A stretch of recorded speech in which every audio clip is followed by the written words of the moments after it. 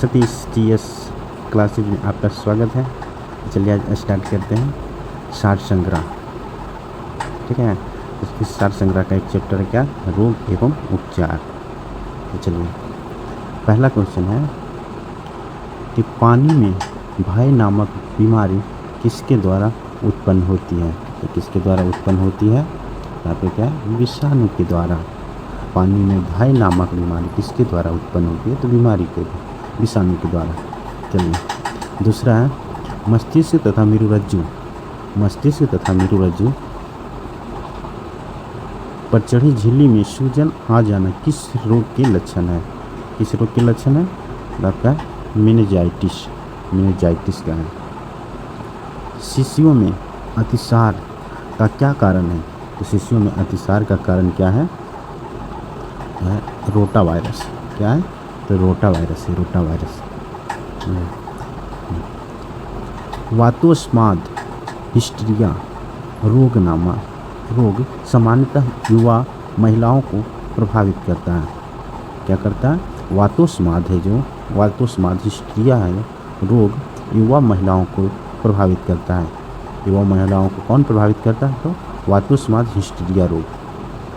अगला अंध बिंदु या पीत बिंदु आँख के किस भाग में पाए जाते हैं।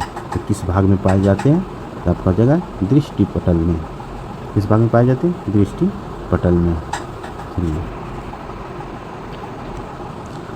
आँख में प्रकाश तरंगे किस स्थान पर स्नायु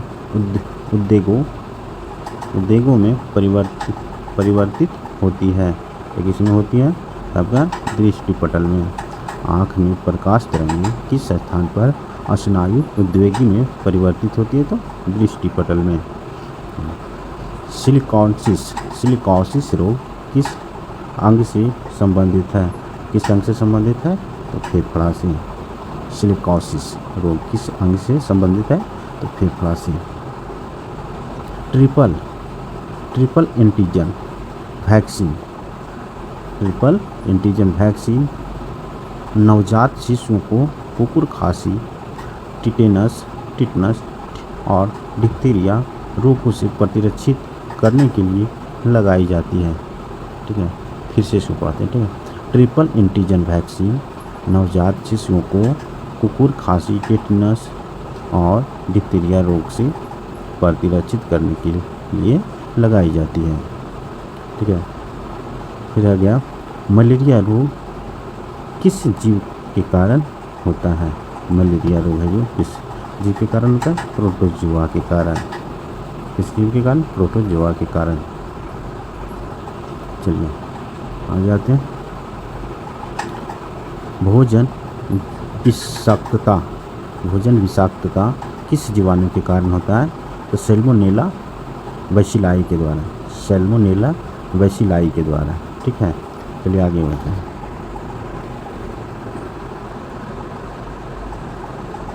डेंगू बुखार होने पर मानव शरीर में किसकी कमी होने लगती है। डेंगू बुखार होने पर मानव शरीर में किसकी कमी होने लगती है, तो किसका कमी होता है, प्लेटलेट्स का कमी होता है। किसका कमी होता है, प्लेटलेट्स का कमी होता है। ठीक है, प्लेटलेट्स का। चलिए मलेरिया प्लाज्मोडियम नामक परजीवी की खोज किस वैज्ञानिक ने किया था। तो किस वैज्ञानिक ने किया था, सर रोनाल्ड रॉस ने किया था। ट्यूमर की पहचान के लिए किस रेडियोधर्मी समस्थानिक का प्रयोग किया जाता है। तो किसका प्रयोग किया जाता है, आर्सेनिक 74 का। ट्यूमर की पहचान के लिए किस रेडियोधर्मी समस्थानिक का प्रयोग किया जाता है, तो आर्सेनिक 74 का किया जाता है। ठीक है, चलिए आगे बढ़ते हैं।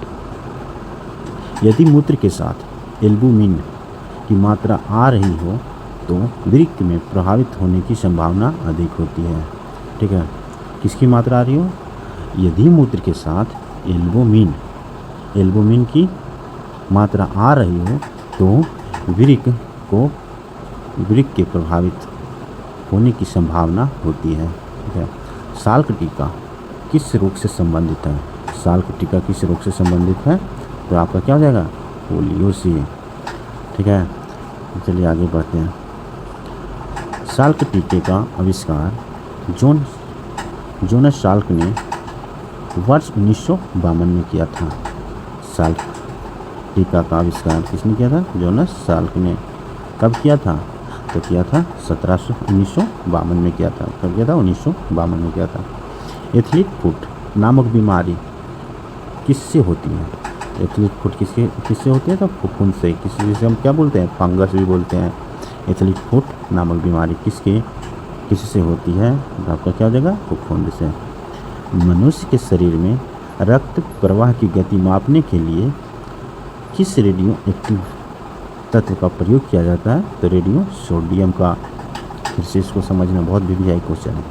मनुष्य के शरीर में रक्त प्रवाह की गति, इसके रक्त प्रवाह की गति के लिए किस रेडियो एक्टिव तत्व का प्रयोग किया जाता है? तो इसका किया जाता है तो जगह रेडियो सोडियम का।